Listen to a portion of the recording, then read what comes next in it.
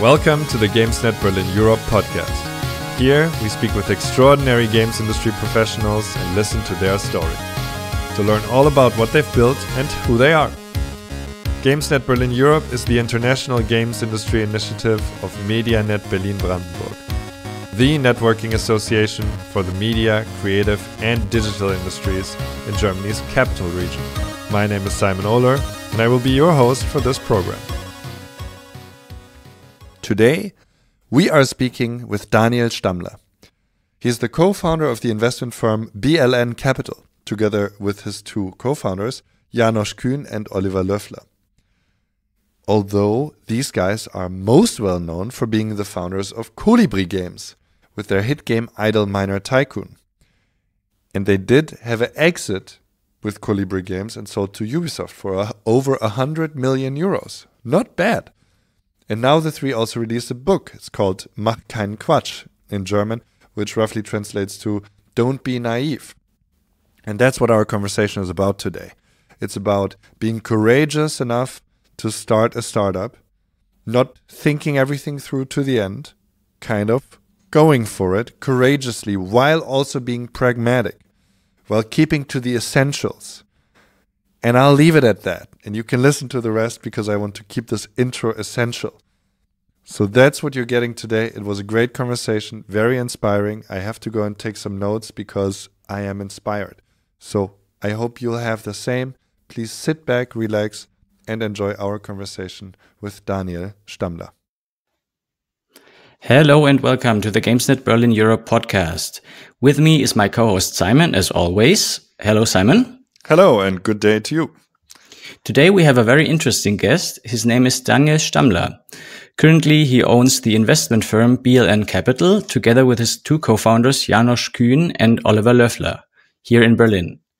Although they are more well known for being the founders of Kolibri Games with the hit game Idle Miner Tycoon, which they exited in 2021 and sold to Ubisoft for over 100 million euros. Now the three also released a book, Mach keinen Quatsch, which translates to Don't Be Silly. We want to know how this eventful career started, what drove Daniel and his co-founders, and what his future plans are. Daniel, welcome to the show. Thank you very much. Tell us something that is important to you right now. That's already a tough question to start. So right now it's important for me to support the gaming ecosystem because I think it's going through a tough time with like the Apple changes and the overall economic situation. So that's my main focus right now. Mm-hmm. I have a question in between. How would you translate Mach keinen Quatsch to English? So probably more like don't do weird things. Don't do weird things. Don't do stupid things, maybe? Or don't do stupid things, yeah. Okay, I was just curious. Don't be silly is also nice, but was wondering how the spirit is for you. Okay. Let's start maybe from the beginning, and the beginning is in quotes. Tell us how Kolibri and you three founders started your journey. So where to start? We all studied in Karlsruhe at the Karlsruhe University, KIT.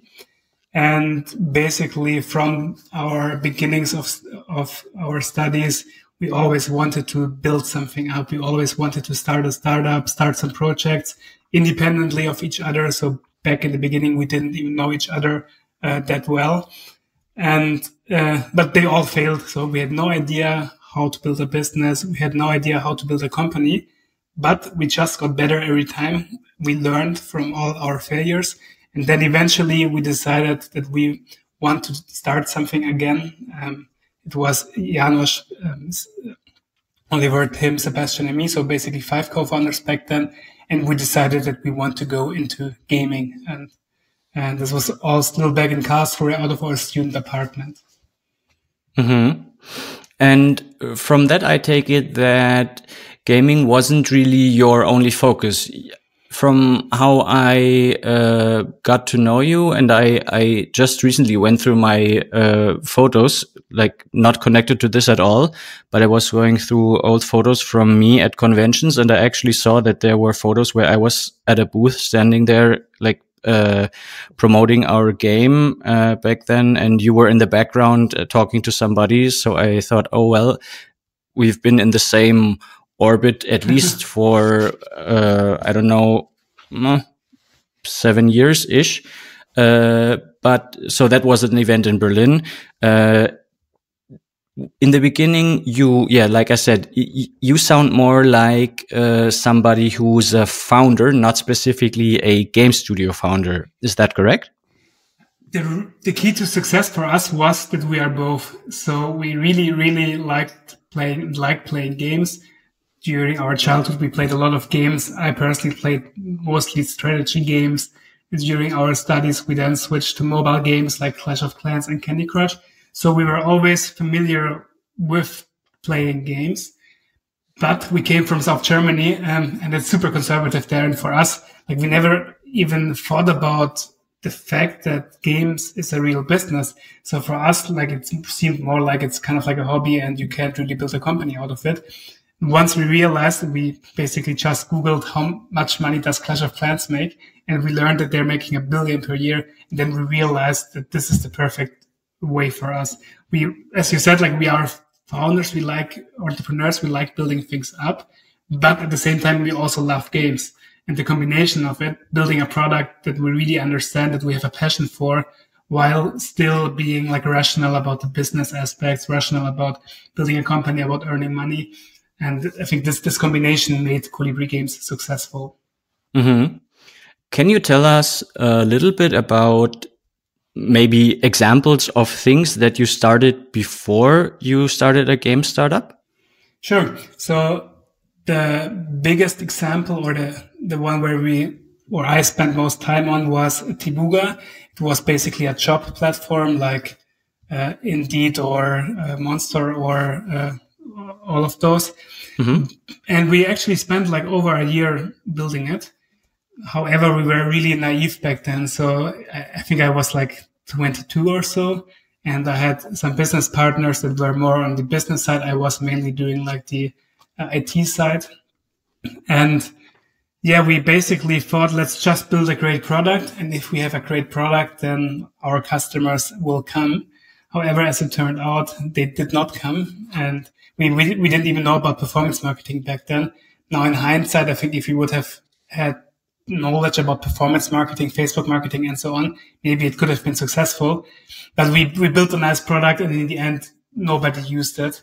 So basically, this was very devastating. And at the same time, our biggest learning that we should not just focus on building a product, but that the marketing side is equally as important.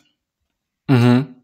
I think that's something that can be very well translated to the games industry as well, because I think this is a point that I come back to a lot. There are tons of studios who think about creating a game. And I think in that regard, there are still also many studios who don't even think of a game as a product. So they think about it as an experience for a player, which of course it is, but it's another step to think of it as a product that needs to be marketed, and then also thinking about a framework for that, a company for that, or something that brings you beyond that project. So that's something that we often have as a point here on the podcast. And I think your mindset is what makes you interesting, at least to me, but also obviously successful, because your mindset, I would describe it more like that of a startup founder in general, which maybe from the tech world or whatever, but it is very different to the usual, let's say, German indie mindset that I have spent a lot of time around. Do you see it the same? Yeah, I see it very much the same way. And unfortunately, I meet so many indie developers that build great products, but don't think about how to get players in the end. And that's such a, like, it's so sad if you see a great game and you know there will maybe be like 500 people in the world playing the game because there's no viable marketing strategy behind that. And I think this is also one of the biggest weaknesses of German's games industry. If you look, for example, towards like Turkey or towards Helsinki, they really think much more in terms of like free to play, in terms of like how can you actually build a game that you can monetize and spend marketing money on to get it big. Whereas in Germany, I think there are a lot of indie developers that have a dream of a certain game, and that game might be great, but if you don't think about how to market it or how to earn money with it, then that dream will basically never reach many players. And so I'm curious, what would you say to somebody who has a game? And I would posit it as such that, let's say, maybe they're an artist, right? They're, we can kind of like do the spectrum of artist and business a little bit. And we're kind of talking about the business side, and then the artist or the designer, the product maker has the great product, and if you go into any of the extremes, on the business side, then you have no soul, and on the artist side, you have no customers or players or whatever. If you agree with that, what would you say to somebody who is an artist, somebody who has a great vision, a great game in mind, but maybe has this doesn't have this feeling of, I don't, the game stands for itself, the art stands for itself, I don't need to promote my game. How can we reach them and suggest to them, with which words would you say, hey, market your game? Do you know what I mean? Yeah, so I think the first or the important thing is to make it obvious to them, for example, by showing them other games, or you can just scroll through the top downloaded games list or whatever. There are rarely any successful games that don't have this commercial aspect to them. And once in a while, there's a breakout hit from some indie studio that suddenly becomes super successful, like Valheim, for example. But this is really, really, really, really rare. Whereas there are thousands of indie developers that try to build such games. I think it's important to just not be naive, because we all love games and you need a great game. As you said, you can't just come at it from like the pure business perspective, because this usually doesn't work, because it needs a soul. It needs to be creative. It needs to be somewhat innovative, but at the same time, it also needs to be able to earn money. And speaking about indie games, for example, there's this clear trend towards free to play. And if you don't follow this trend, it's really, really hard to make any money, just alone to survive or to be able to pay yourself a salary that pays your rent and your food. This is really hard if you just think of like premium titles. And especially, so what I find really sad is if the reason why they do this is just pure ideology, because they themselves don't like free to play. So then they decide on a premium game, even though it could be a great free to play game. Yeah, I would agree with you on that. Me personally, I always try to think of a game also on how to market it, although I am not an experienced free to play person, because the studios I worked at never really did free to play. But I think this is really a point that stands for itself. Look at the market for your game and how to market it and how to monetize it as well. So could be free to play, could be premium. Obviously also depends on the platform as well, but always have that in mind in general when you approach the game or when you start the development, not only afterwards. Yeah, so if there's one thing that I could just give or say in general, to build free-to-play mobile games, because that's the easiest way to get into gaming.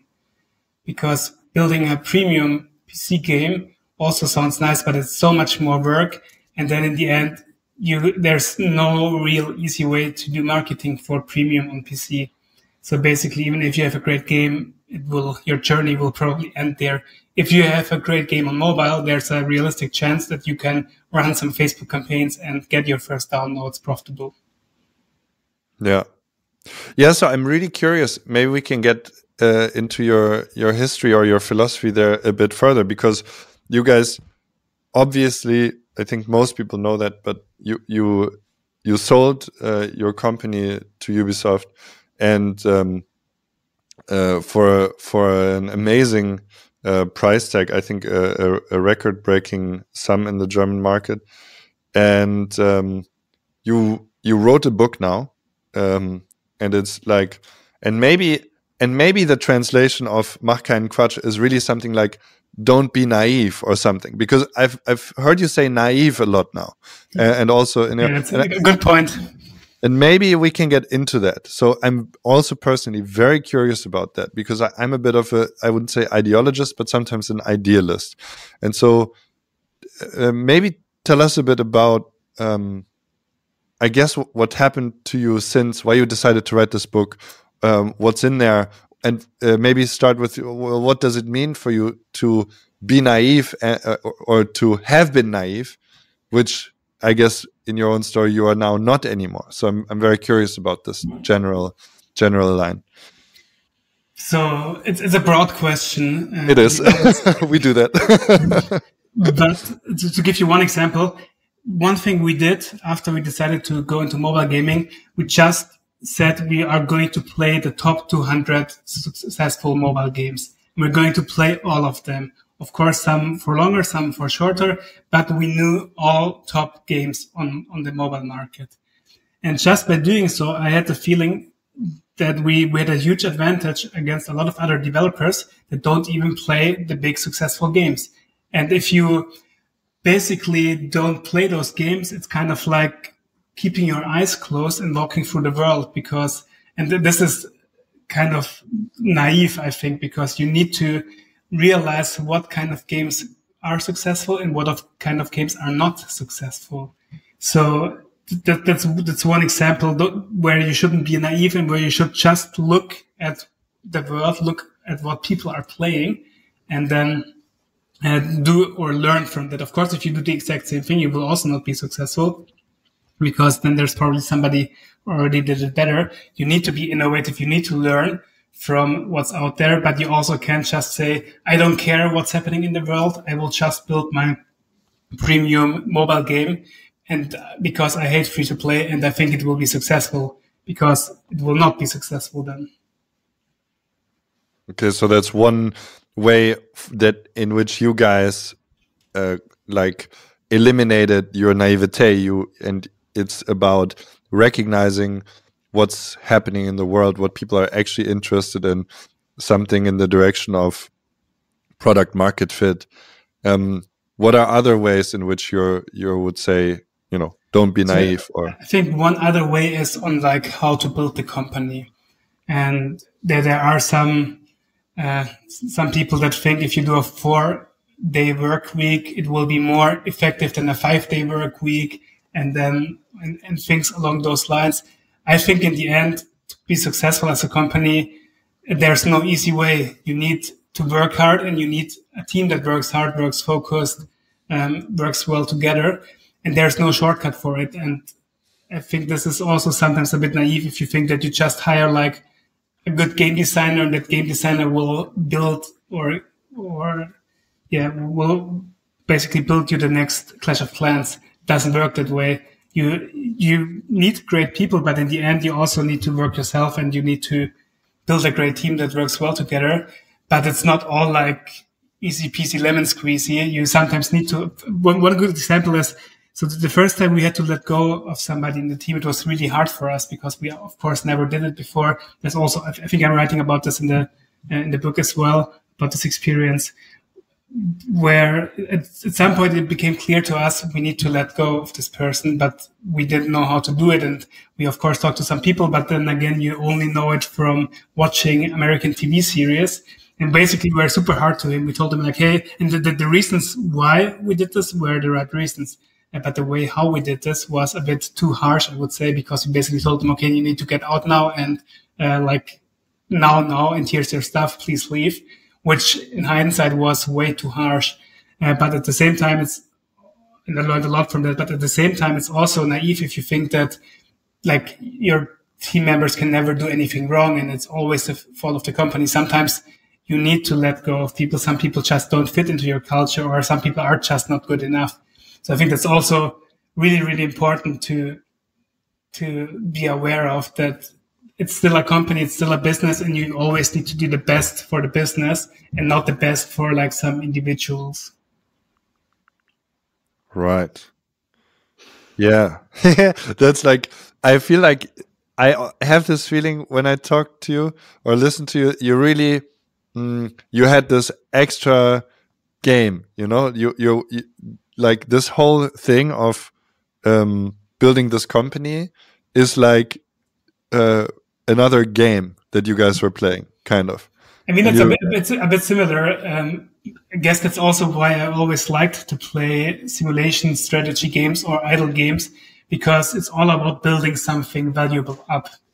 And this feeling of like what to do next, how to basically optimize our company, how to increase the efficiency in the teams, how to make sure that people are happy in the company.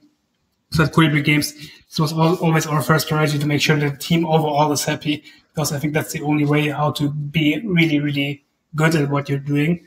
But yeah, it's kind of like, I guess it's similar to a management game, basically, because it is in the end management, but just not a game, but real life. So this also means that your consequences, like as I said earlier, if you do some mistakes, they are much, much harder than in a game. Yeah, bet. So basically, it's not like an idle game, because you always need to do something, and it's really punishing if you do the wrong thing. Yeah. And being idle is not exactly the rewarding thing. I want to do one more follow up. I know Florian has some product questions for you as well. One more time, why is it? How did you get to like?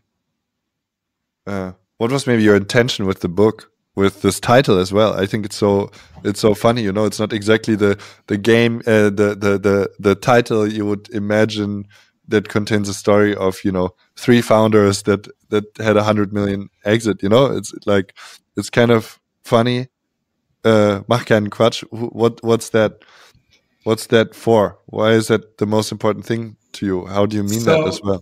The reason why we wrote this book was because we ourselves had to learn so many things so fast, because we started the company in 2016, and since then everything like grew so fast, and we had to learn really fast. One way how we did learn was by reading a lot of books, and the books that we liked most were basically books about other startups. And one thing that we realized over the years, and we're still today reading a lot of books, one thing we realized is that most of those books are about American companies, and rarely there, like maybe if even a handful of books about German startups. And so we thought, okay, we should write a book about how to build a company in Germany, because like all these American examples, you can of course read the story about how Apple was started or about how Alibaba in China started, but I think they are not relatable. And at the same time, I think that in Germany, we need more startups, both in the gaming and not in the gaming scene. And our idea was to basically write a book that would have helped us back then, a book that we would have liked to read back then. And this, I think we achieved this by sharing our story, by also making sure that we're not only sharing like all the nice things, but also talking about the things that didn't go well, the things that, or how we felt during the process. So it's not always easy.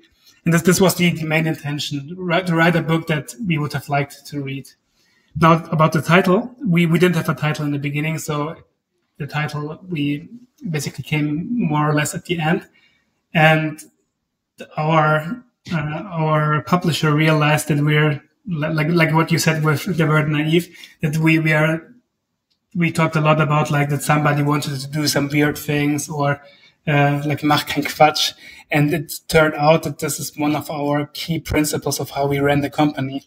So to give you an example, Idle Miner Tycoon back then when we released it was a super small game. It was like you could play it for 2 or 3 days and then you were done with the content, and there were not a lot of functions and so on, because we built it in 2 months and it was only the MVP. But back even then, a lot of people told us like, hey, you should build new games because who knows how big this one game can become. And you should do this and you should do that and you should diversify.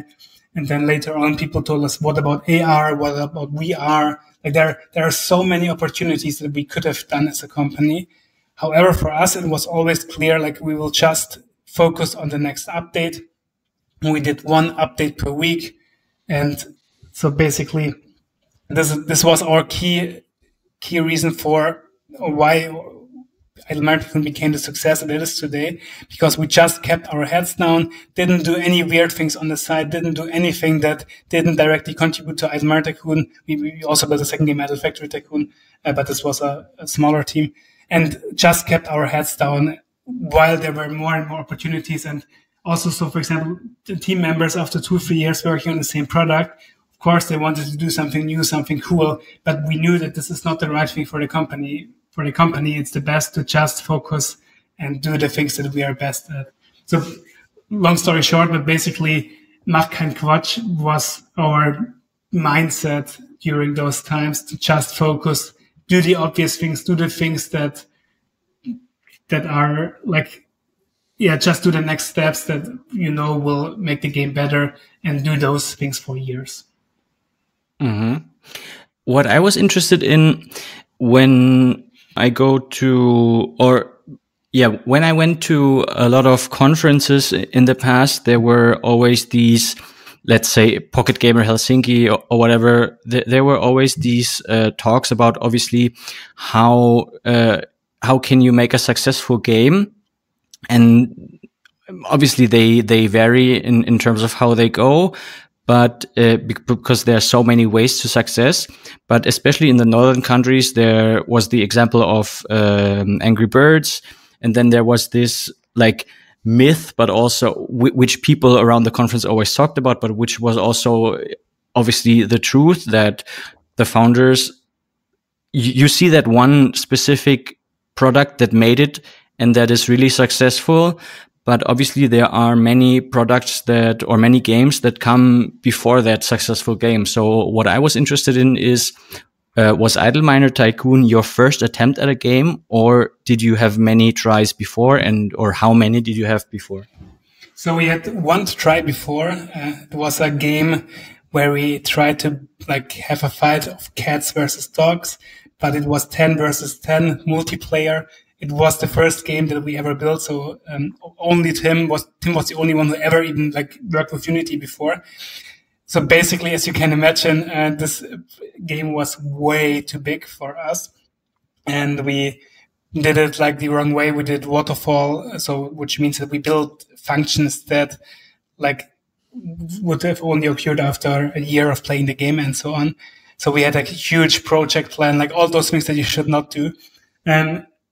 And then like 6 months later or so, we realized, and somebody out of the gaming industry also told us, that this game is shit and this game will never be successful. It was quite harsh, but I think if he wouldn't have said it that way, that we wouldn't be here today where we are.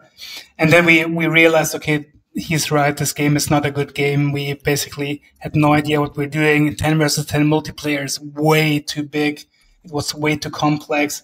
So we then sat down, but by this time, so it was roughly 6 months. As I said earlier, we played all the games. We knew what's going on in mobile. We knew all the trends. And then we were able to really think about what we want to do next, and to really like combine basically the product feeling aspects with the reality of what we thought the market wants, and build Idle Miner Tycoon. And Idle Miner Tycoon is so our thinking back then was there were some other idle games like Tap Titans, Adventure Capitalist, but they were all really niche. Like Tap Titans is so dark. Adventure Capitalist is kind of like nerdy, I would say, with like the numbers. And we really didn't understand why there's no idle game which is casual while still having the depth of a good idle game. And at the same time having like the world building elements of building up your world, so like Clash of Clans, so that you can play it for years. And we didn't understand why there's no such game. So we thought, okay, let's try this out.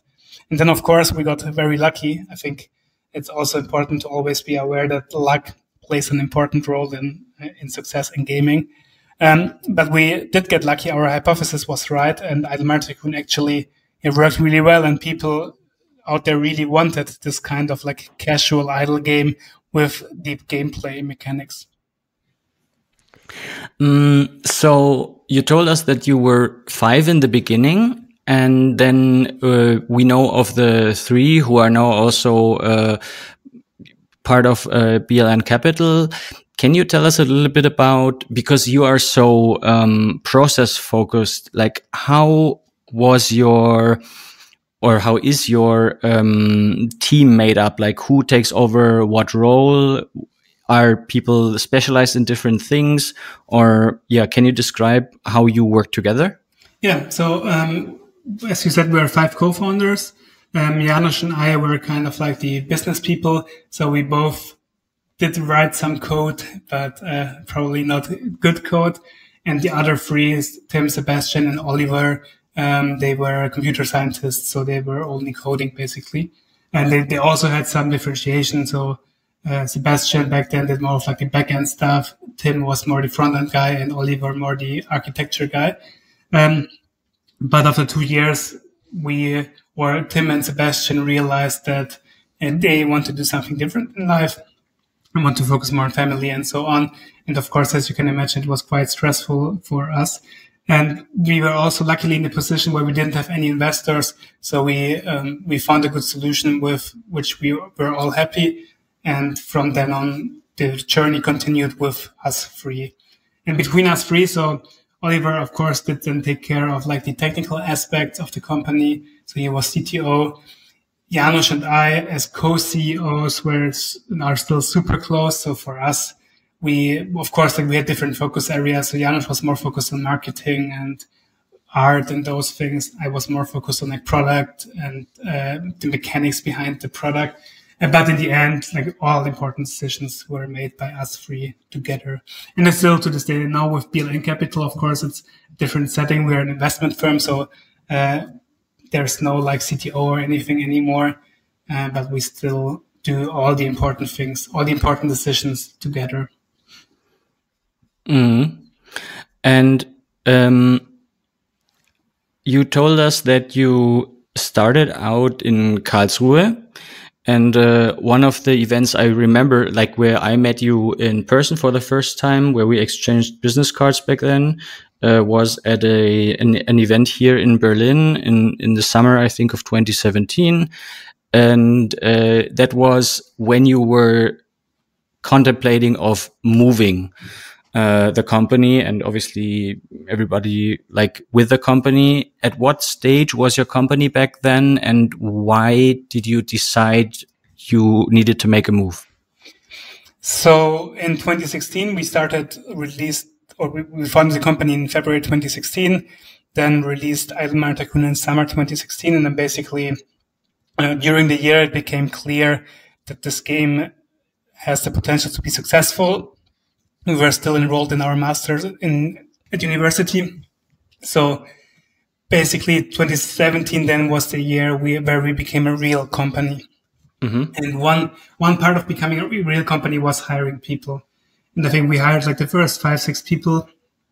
And then we realized, and for us, it was always clear we want to build a big company, a successful company, an international company. And then we started trying to hire people from San Francisco, from London, from everywhere in the world. And we realized that it's really, really hard to get them to move to Karlsruhe, because Karlsruhe is like it's a medium-sized city, but it's very German, not really international. And then it became clear that we need to move. And we thought about moving to Munich, maybe Frankfurt, but in the end, it was clear that Berlin is the right decision with like the startup ecosystem. And then, as you said, like we were already a lot of times in Berlin at events, because Berlin is in Germany, the startup hub. So yeah, then we decided to move. But at the time we already had quite some people, and we hired more people over the year. So at the end of the year, when we actually moved end of 2017, we were like 35 people or so. I think 3 of them stayed in Karlsruhe because they had family and so on there. But most people actually moved with us.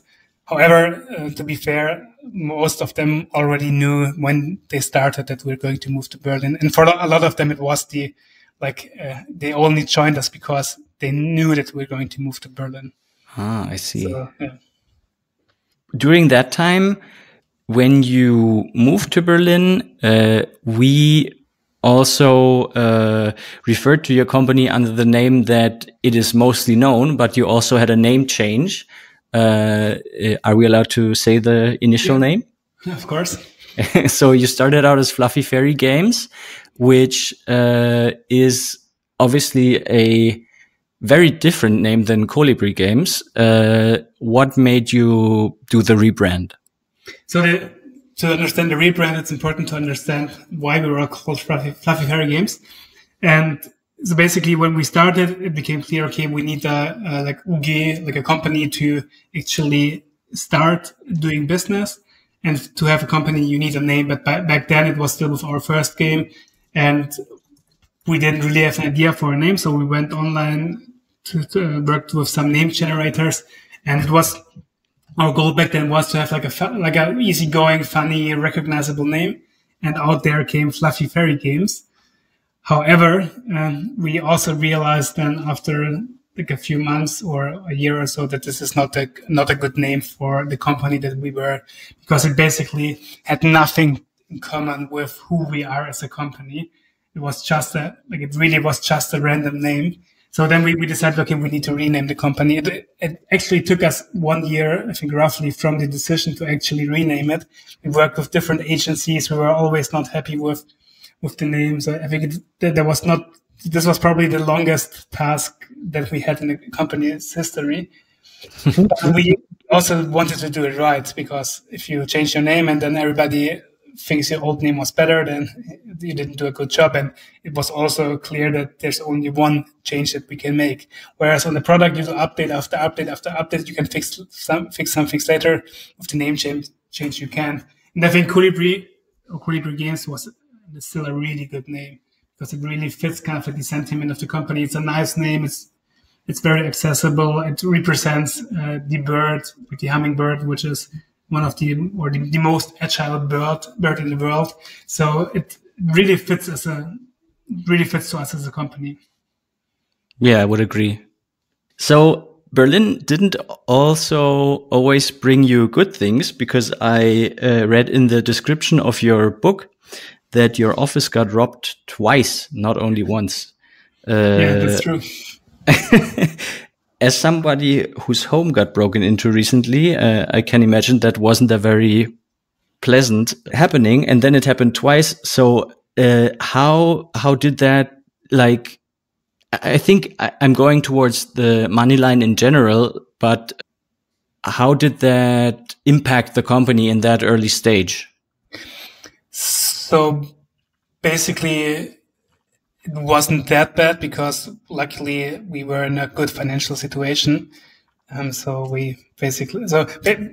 happened was, the first time we moved to Berlin, and I think 2 weeks or 3 weeks after we moved here, I was coming in the office on a Saturday morning, and I was a bit old school. So I had I still had a desktop PC. I also had a laptop, so I had this desktop PC, and I was just like working in the morning. Then Janusz came in.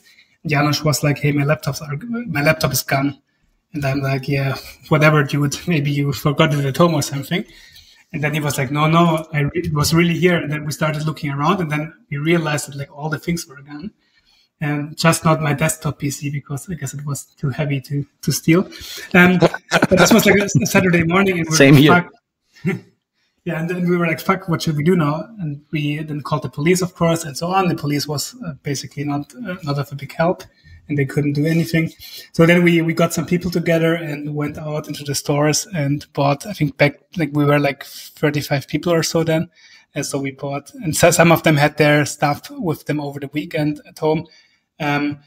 and not in the office. But yeah, we then probably got out and bought like 20 new laptops and a lot of test devices, because we had, obviously, as game developers, we had a lot of test devices there. Yeah, it sucked, but we went on. And then this was in the WeWork, so shared office space. Then we moved to our real office, and there we had like proper doors and so on. And then like a few months later, I also came in the morning. I think it was a weekday then. And I realized that we got broken into, and this time they really like broke up the door with heavy force, and all the devices were gone again. And I think the second time it was actually like devices worth like 150,000 euros. So it was quite a lot of money.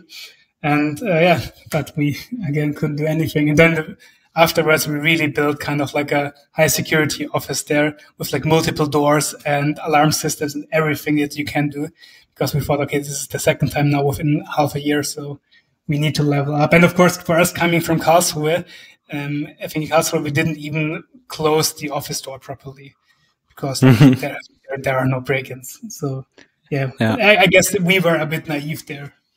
Yeah, mach keinen Quatsch. This is, I mean, it's insane to me that how, as a company that must like be a huge impact for you. I mean, what's interesting is, or what I'm wondering now, since you mentioned it before that luckily you had no investors, at that point, maybe, tell us, at what point did you start taking in external money, or how did you come up with your initial money? Was it from previous foundings, or how did you get the company rolling? Because you told us that you wanted to hire people from San Francisco. You did an office move. You were already up to 35 people. So at what point, like, was it all like the luck of the release, and then you had the money from your own earnings, or how did this start? So basically, yes, it was all Idle Miner Tycoon's earnings. So when we started, we talked to some investors, but nobody wanted to give those 5 guys out of uni that never built a game before any money. So we decided we have to start on our own. And the good thing is, so Janos and I then, for the company, basically moved in one apartment with 3 rooms. One room was Janos' room, one was mine, and then we had a big living room. It was quite a cheap apartment. It was also really not a good apartment, but it had some extra space. And then we just started working there, so we had basically no costs. Of course, like we were still at uni, so our parents supported us. We had like some jobs on the side to just basically pay the rent and pay the bills, but there were no huge costs. And then we built Idle Miner Tycoon, released Idle Miner Tycoon, and luckily we got some organic traction. So we got some in the beginning, we got a few hundred downloads per day. And then later on, I think it went to a few thousand downloads per day without spending money for marketing. And with this money, then we were able to build up the company, hire people, and so on. And we never got to the other question. We never had any external money. So in the beginning, nobody wanted to give us any money. And then later on, we didn't need it, because Idle Miner Tycoon as a game was quite successful, and is still quite successful. And since you are now investors yourself, I imagine you took the learnings from your very early investor talks, but also, of course, from then the exit of your own company. Can you tell us a little bit about those early talks with investors? I assume you had, from the mindset that you are sharing with us, I assume you had this as a very early goal, maybe finding investors, or was that something? Let's say, how would you have handled this situation if Idle Miner Tycoon wasn't successful? Like, was it always the plan to get external money in? Not really. I mean, we tried, and it would have been nice. Also, we would have liked to have somebody out of the gaming industry, because we had no idea basically about how the gaming industry works. But at some point we had to realize it's not going to happen. And to be honest, like if a team of 5 dudes that never built a game and never had any other success in their business lives comes to us now and wants money for an idea, it's really, really hard because there are we were one of the successful teams, but there are so many teams, and it's extremely hard to invest in a team with no experience and no success. Like, how do you differentiate then? So I can understand why they didn't want to invest, because there was basically no reason to invest in us. Yeah, I see. So, yeah, let's talk a little bit about you as an investor. But first, I have one more question for you as a company owner or gaming studio owner. How does one sell a company? So the way how we sold a company was by working together with an investment bank in gaming in Europe. Areem is the biggest investment bank, and their only task is to sell companies. So they do this all the time. Most bigger European exits were done by them or by a similar firm. And the reason for that is that as a founder, you most likely never sold a company before. So you have no idea how this works. You have no idea how the negotiations work. And at the same time, you want to focus on running the company, making sure that the company works well instead of sitting in negotiations all the time. So basically the investment bank organizes the process, organizes the meetings.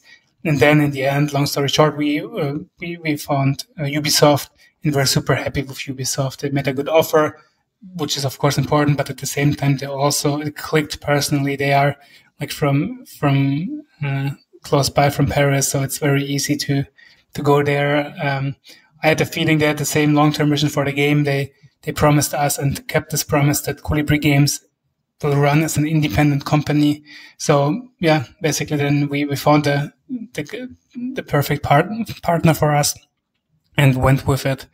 But of course, one thing that's really important is we didn't have to sell the company, because if we would not have been happy with the offers or the partners, we could have just continued. And this, of course, gives you a position of strength. If you need to sell the company because you're losing money or whatever, then I think it's really, really hard to sell. Mm-hmm. But was it always your goal to sell in the end, just to have that exit, or was it that came over time?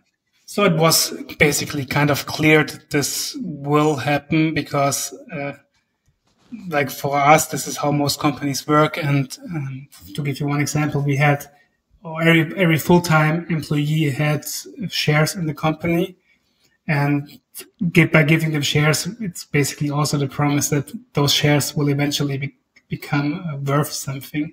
Mm-hmm. So it was clear that the company will eventually be sold when it's the right time. But it wasn't like we did everything to sell the company, so our focus was to build a great company. Mm-hmm. It was clear to us that if we have a great, successful company, then most likely somebody wants to work with us. Mm. Was it also a deciding factor or a positive factor for you that Ubisoft also has offices in Germany and specifically in Berlin? So we are mobile, and the Ubisoft Germany teams are focusing on PC console. So we're not interacting with them on a day-to-day basis. With Kolibri, of course, I'm no longer there, but so I think it helped Ubisoft actually to understand what we're doing, to get a good feeling for Berlin, to know that Berlin is a good city for a gaming studio to be in. But for us, this was not so important. Of course, it was nice. We also exchanged with them from time to time, but because they are a PC console and Kolibri is mobile, there were no big interactions. Mm. Yeah, so let's move to your current firm then, BLN Capital. Tell us a little bit, what kind of projects do you invest in? So to give you some background first, why does the company exist? And the reason for that is that once we sold the company, Janos, Oliver, and I were still running Kolibri Games. So we sold early 2020, in January 2020, but we're still there until I think May last year. So there were 1.5 years where we had a full-time job. But the money arrived on our bank accounts and our backgrounds. Like, so we never had any money really. So we didn't really know how this works. And then we decided that we want to invest that money together. And we realized we need people in the team that can do this full time, that did it before. So with BLN Capital, we hired a small team, like 4 or 5 people now, and they are working with us on the investment side. What are we doing? So we are, the interesting parts are startup investments. The reason for that is that I think, like, as I said earlier, that we in Germany and in Europe, we need more startups. I think if we don't invest more into the startup ecosystem, that in 20, 30 years, our wealth as a country will not be as it is today, because the value nowadays is mostly created by startups. If you think, like, for example, of the United States, if you think of the top 10 companies by market cap or by revenue, or especially by market cap, most of them are founded in the last 20 years. And if you look at the German DAX 30, or I think now it's DAX 50, if you look at this, most of the companies in there are founded like 50, 60, 70 years ago. And I think, I'm not sure if I'm right, but I think that SAP is the newest company in there, which I think is a shame, because it's like, it's not because it's not a good company, but because it's also 30, 40, 50 years ago. I don't know exactly how long that the company was founded.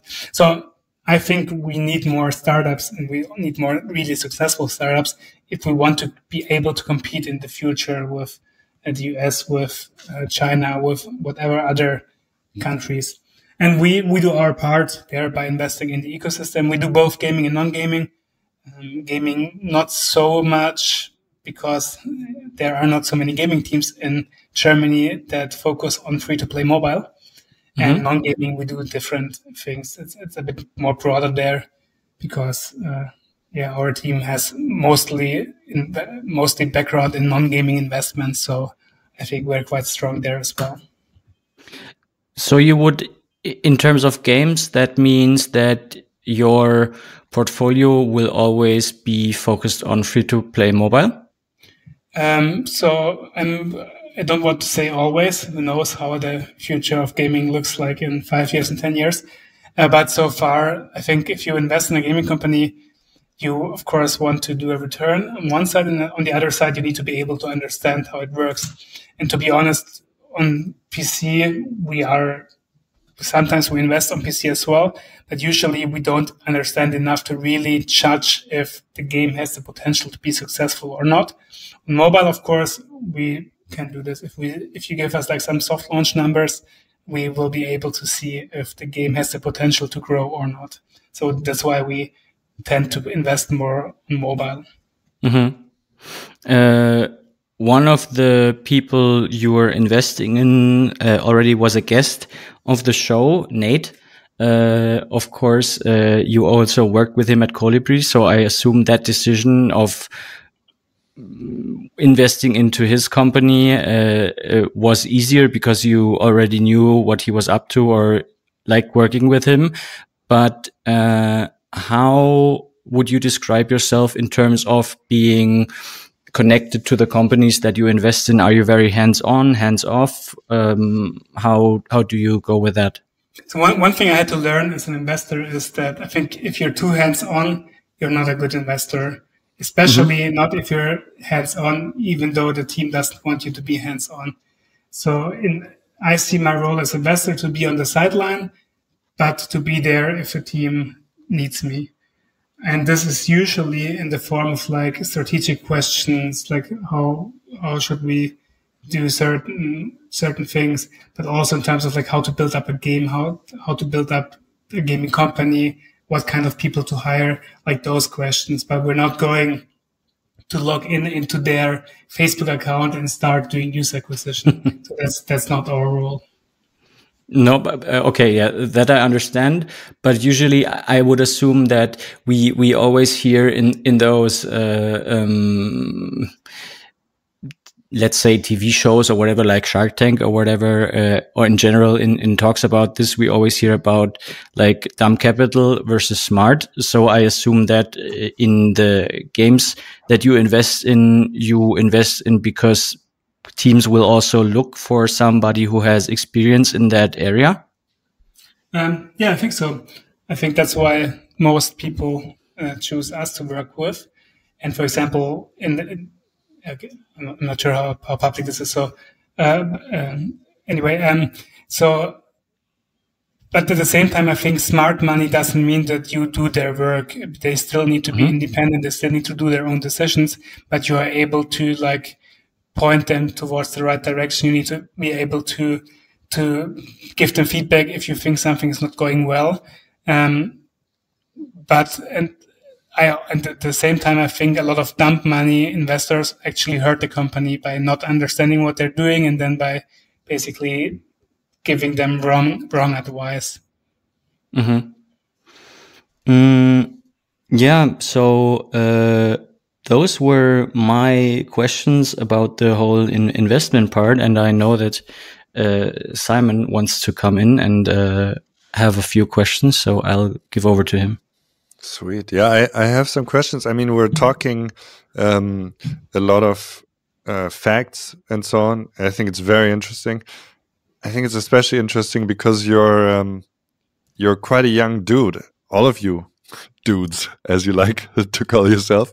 And I'm curious about a bit of meaning. You know, you have like completed a pretty significant cycle in your life, I would say, from, you know, studying, founding, and then great success. And then I guess very broadly, and we can narrow it down, kind of looking for the essence here.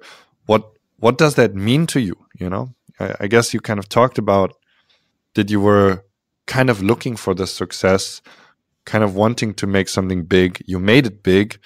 Why did you want that? How important is that to you? And so on and so on. Yeah, good question. Why did I want this? Actually, I don't really know. I think it's maybe because of the fact that my family, we never had a lot of money. So basically, I grew up, like we were not poor, but I grew up knowing that money is always a limiting factor. And like most of the fights that my parents had were about money and about like related things. So I understood that money can be a big limitation in life. And that's what I did not want for myself. So I wanted to have the freedom to basically base my decisions not on money, but on what I want to do. And luckily, I reached this point now, so I can basically decide if I want to work or want to not work and how to spend my time. At the same time, though, I think it's also a responsibility to kind of give back, to do the right things, to invest in the ecosystem, to help other founders, to, like as I said earlier, to make sure that Germany as a country is still successful in 20, 30, 40 years. And so that's what I'm now mostly thinking about, like how can we make sure that the gaming ecosystem, that the startup ecosystem is successful? How can we make sure that there are more companies founded? And actually, one would think that the number of started companies is going up, but it's not the case. There are less and less companies founded every year in Germany. So yeah, that's what I'm thinking a lot about. Okay. So you were looking for freedom? Yeah, I guess so. Yeah. And do you feel like you have it now? Because there is a, you know, like you said, let's say money alone is not necessarily freedom. I mean, now you are with what you gained, you also have a huge responsibility, right? You're now thrown into a level of thinking that you said that's pretty large. Like you're talking about Germany as a whole and stuff, which you can because you're like quite a significant mover now. Do you feel like you want that? Are you happy with the situation you find yourself in? Yeah, I like the situation, but at the same time, I also miss founding companies. So maybe I will go back to actually go back to zero at some point in the future and start a new company. There are no plans yet whatsoever, but knowing myself, I understand now that what I like is building things up. Yeah. What's the most important things there for you? What do you like most about that, or why is that important to you, you think? I think it goes really down to like character, I guess. So even when I was a kid, when I played games, I always liked playing games where I built something up. I even invented my own board games based on Monopoly, where I like became more and more successful. And like, I think this kind of thinking was always in me. So I'm not sure why, but now after like Kolibri Games and so on, I recognize that this is one big part of my character, and this is what I enjoy doing. I'm actually curious, what were your favorite games, or what games did you grow up on? So games like Age of Empires 2, that one I played a lot. Command and Conquer Generals. I think there was one game like called Cossacks. Cossacks, yeah. The first game I played, like when I was like, I don't know, 11 or so, 10, 11. But I played this then every time my parents let me play, I played this game. Of course, I also played like different games like shooters and so on. But those were the games that I really stuck with. Did you play any StarCraft? No, but I played Warcraft 3. So kind of like the casual version of StarCraft, I would say. Yeah, depends on what you're into. Not casual on the micro front if you're taking it seriously, Yeah, I guess. that's true. Okay, yeah. Yeah, well, this is always interesting to me. You know, I think there's this big question that like in like kind of popular or like meme psychology is asked, right? You have like, okay, so what do you do when you have all the money in the world, kind of like? And there's also an element to that that's kind of like this hero's journey thing. When you've like, that's why I mentioned completing a cycle. You know, you kind of went and you got the gold from the dragon, so to speak. And then the question is also now what's your next cycle, right? Now you're like operating on another level. What do you do with the time you've won? Because, you know, time might be money, but money is definitely time. And you have like basically, yeah, you're not you're what happens to me at least is like time gets kind of differentiated from money. You don't, like you said, you don't have to think, argue, or quarrel about money so much. And then it's always the question, what do you do now? How do you give back? Any thoughts? Yeah, I mean, those are the big questions. As I said, like one thing we do is investing into the ecosystem, supporting the ecosystem also. So not only by investing, but also by helping teams, even if we don't invest for whatever reason, because they don't want money or because we think it's not feasible from a financial perspective. So just giving back on one side, but on the other side, like as I said, thinking a lot about should I start a new company or not. I can imagine that I will eventually do this, kind of like start the cycle again. We're also still quite young, so there's enough time to start another successful company for sure. But yeah, I myself don't have the answers to those questions yet. Yeah. Did you ever think like you wanted to take a break or something, or are you like happy to run with this new cycle of, well, you have a new cycle of BLN Capital or BLN, I don't know what you like to call it, where you give back, and but did you ever feel like you want a break for introspection? And I'm not saying you should. I think it's different for people. Yeah, so to be honest, like now we have the team at BLN, which means that we have much more flexibility with our own time. So at Kolibri Games, we did basically not much besides working and doing work-related dinners and so on. Now, of course, we have this. So I spend much more time with friends, family, sports, and so on. So I did have a lot of time to like think much more and much deeper instead of like just working basically to build the next update. Yeah, I see. And I guess I kind of also I'm curious about, you said you learned a lot of lessons from books or externals, which is kind of like this crazy advantage that, well, like, I guess we we always had the clear advantage for those who read. Yeah, great German saying. And you're giving that back with your book. What do you want to talk to us a bit about kind of like the key lessons for you? I have on my mind, the general thing of mach keinen Quatsch / don't be naive. And then I also had this question on my mind throughout the conversation you had with Florian now, when you talked about your first failed game and kind of the waterfall thing you did. And maybe you can talk a bit about like, maybe you can universalize a bit, how to approach problems, like making a game is basically a huge set of problems, as opposed to going like, because sorry for going long on this, but because I think there is this conflict of, you are a visionary, whether you're a kid or young or middle-aged or whatever, and you still have this vision, you want to do something, and you see big things, right? I think you guys had this too. You saw something big. And I think there's a challenge in how to make it small and like to not be naive and not do stupid things. And I feel like this waterfall and maybe like versus a more direct week by week problem solving approach metaphorizes this quite nicely. And I'm curious what you think about this, how you would kind of do the negotiation between vision and execution.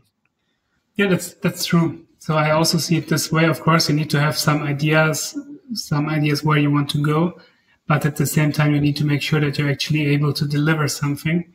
And the way we did this was we basically reduced what we think is the value of Idle Miner Tycoon and built it in an MVP, so minimum viable product or a minimum viable game, within 2 months, where we really removed everything or did not implement everything in the game that is not immediately necessary to find out if people like this core of the product. So, I mean, in gaming, there are so many things that that work. There are in-app purchases, in-app purchases, roughly, how they work. There are translations, there are different rewards, daily rewards, and so on. There's so many things that you don't need in your first product if the goal for the first product is just to find out if people like what you're doing or not. So reducing your vision to what actually differentiates your game or your product, to generalize a bit more, to basically reduce it to what gives your product a reason to exist, is the key, I think. And then by doing this, you save so much time, and then you can test this by releasing it or by doing some soft launch or whatever, however you want to test this. But I would say this is the way to go forward instead of building a huge product where you spend so much time building features that you don't even know if people ever will use it. Do you want to give some examples how this MVP came about? What all the stuff you cut out, like some examples? Yeah, so basically, to tell you what's in, so our idea was to have an idle game which is based on a mine, which is a kind of simulation game. And so everything we did was we had this, or even to go one step further, after I think 2 weeks or so, we had an internal prototype without any graphics, just like boxes for the miners and the elevator. And we played it and we realized it's actually fun. So we kept playing the game, even though it was so raw, so simple. And then, of course, like to test launch it, you need some graphics at least, and you need a bit more like explanation and a bit more UI. But the whole first product was all about this experience of like digging for coal and then bringing it to the elevator. The elevator brings it up. The guy on the top delivers it, and you earn your money, and then you reinvest your money. And the next time it's faster, bigger, more. and kind of like closing this loop again. And this was all that we focused on in the first MVP. And there are so many, if you look at now, after 4 or 5 years of updating, it's obviously a huge game with so many different features, so deep structures.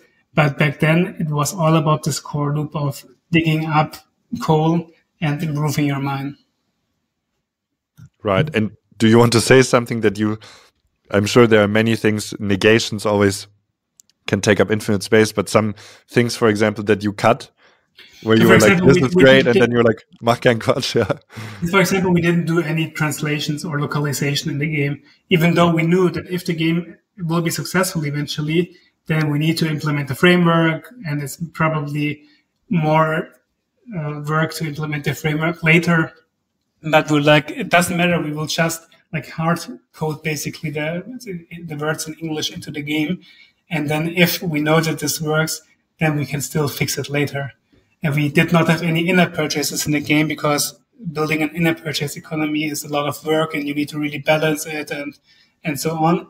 For us, this was not the core of the first game. We just wanted to know if people actually enjoy the game.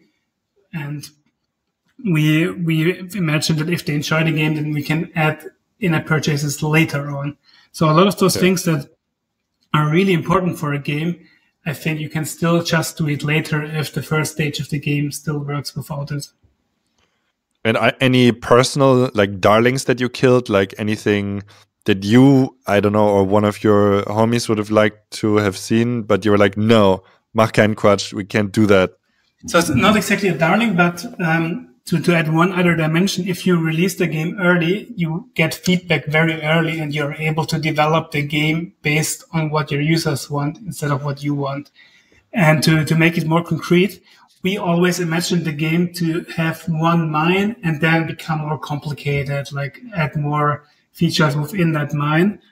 And then we played the game. And as I said earlier, a lot of people finished the game within like 1, 2, 3 days. Because it didn't have a lot of levels. And basically all they told us was that they want another mine. So they want the same thing again. And in our mind, it was always like kind of like we need to do it more complicated, more complex. And then we realized they just enjoy this core loop so much that they want more of it. And this was a crucial decision for Idle Miner Tycoon because now, as you maybe know, it's like there are multiple continents, many, many mines, and so on. And we realized that what the people want is just the core loop again and again. And what we imagined the game to be like is just a more complex core loop. And now in hindsight, it really makes a lot of sense the way we did it. And if you think, for example, of Candy Crush, there's always new levels. And of course, they are a bit different, but it's always about another level. And I think if we would not have launched the game so early, we would have done this wrong, and then the game wouldn't have been so successful. Yeah. You know, this is for me right now very personally inspiring because I'm like, I have a bit of this visionary illness, and it's sometimes really hard to find this focus. You know, like I'm really thinking right now. You're really making me think. I'm like, man, I need to take some notes on and like cut a lot of my ideas down, you know? I don't know. What was this hard for you guys, or did this come quickly to you when you realized all this? I'm wondering if you went through kind of like a struggle battle on that, or if that's just like you said, your character, or you just also got lucky with the people constellation. Sorry. I mean, of course it's hard. And with the first game, we learned our lessons the hard way, that we shouldn't approach it like the waterfall way of building something big first. And it's especially hard if you go more into the details, because the examples I had, they were kind of like easy to decide that we're going to add in-app purchases later, for example, localization later. But if you think more of the core loop, then it's more like, okay, so this character, do you want to build in the animation or not? Do we think it's worth it to delay the game release by 1 day to have this animation? Maybe it's not, but then again, you have like 100 of those decisions that are all like take 1 day more or less. So where do you do the cut? Which ones do you actually build in and which ones do you not build in? However, I think that it's always better to be on the faster side, because on mobile, you can always improve things later on. And there's also, I think it's from some US VC, maybe A16C, I forgot, but there's the saying that if you're not ashamed of your first version of your product, then you released too late. Basically saying it's totally fine to build a game to release the first game version where you know there are a lot of bugs, where you know there are a lot of things you need to improve. And if you release the game when you think it's good, then it's too late. I understand. I would the word that or the phrase that comes to mind for me is optimize for publishing. You know, I'm around a lot of philosophers, writers, I don't know, people who offer education or whatever, and that applies as well. You know, if you're it's easier to publish the stuff that you've thought through, and that's that has power to it as well. But if you want to be cutting edge and fast, then you have to get ready to be ashamed of it, huh? Oh. Yeah, that's true. Yeah. Okay. What to kind of bring us slowly towards our close? You said in the very beginning that you wanted to support the gaming ecosystem now, specifically in Germany, maybe in general. I think with the kind of storytelling you have here, I think it already has a lot of potential for support and encouragement. But give us your line on that, please. How do you want to support people? What's kind of your call? Why should people approach you, come to you? What do you want to help with now? So there's not one way. I think that the first part is always inspiring people to start something on their own. And again, one of the reasons why we wrote this book, I think, I hope that maybe a few gaming studios will be founded because they read our book and are like, okay, let's do it. So just starting the company is the first thing. So if people have any questions about that, happy to help. But then, of course, it goes deeper, like what we talked about in the podcast, what strategy to use, what business model, what kind of game to build, what should be the release process, kind of like when should the company release. Helping with those things, of course, also helping with investments if it makes sense. However, it's really, really hard to invest in a company that doesn't have a product yet, to be fair there. So we usually tend to invest after they have a product, but before or when they need the money to basically grow the company or scale marketing and so on. And I think that, but the most important thing is in the end just to get people to start building their own gaming companies or building their own games.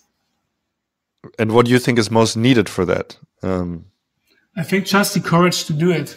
I think most people could actually do it, but they are just too scared of it or don't know where to start and so on, or overanalyze. I have a lot of friends, mainly people that work in consulting, that are like, yeah, if I find the right idea, then I will start my own company. And then they analyze for 2 years already what is the right idea to build a company with. But I think the world doesn't work this way, especially not the startup world. I think the startup world works by just doing things and then figuring out what to do exactly later and being flexible, being oriented at your customer and pivoting your idea if necessary.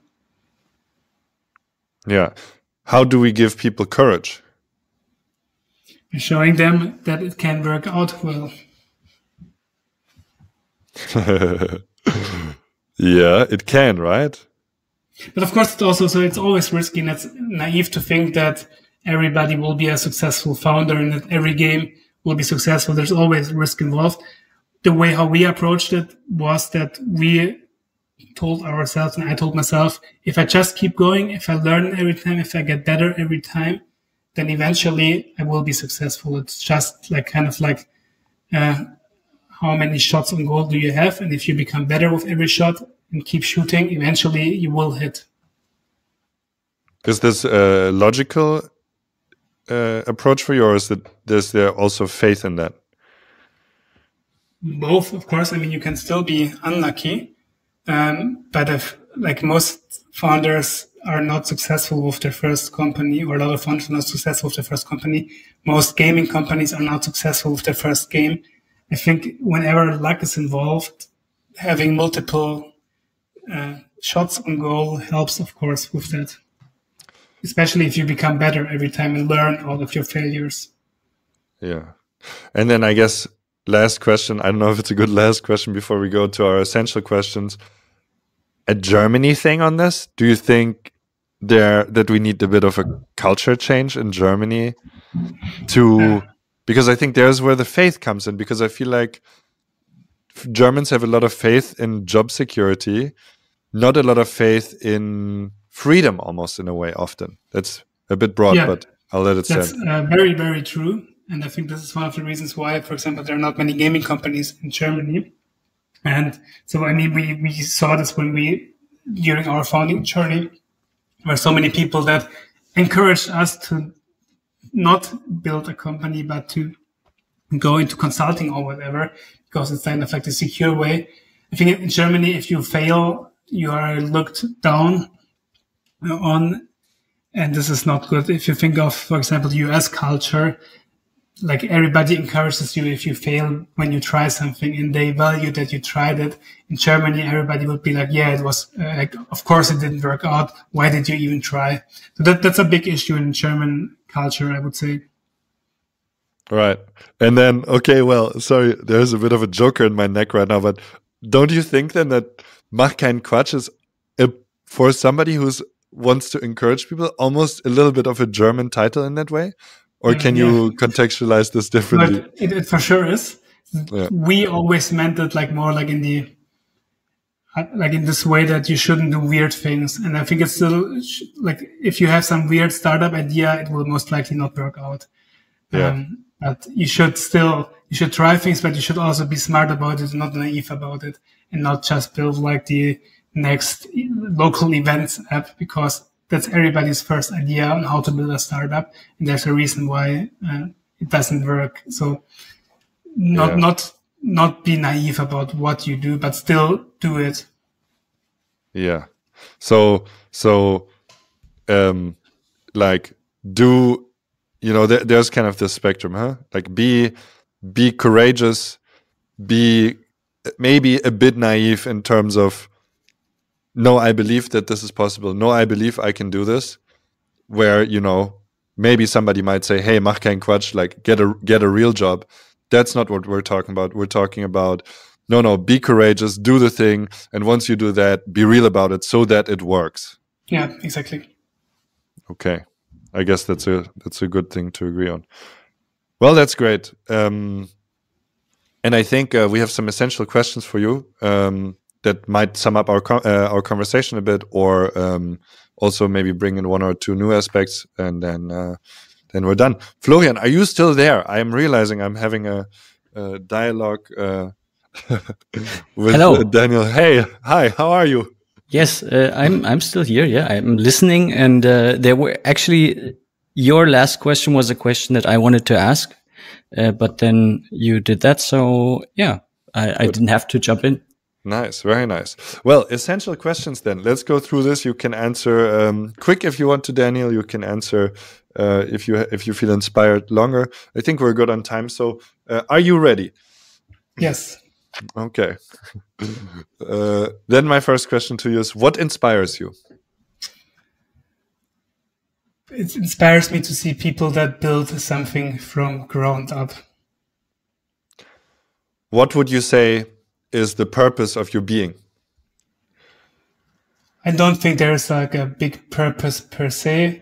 The purpose that I myself decided to have right now is to try to help the German startup ecosystem.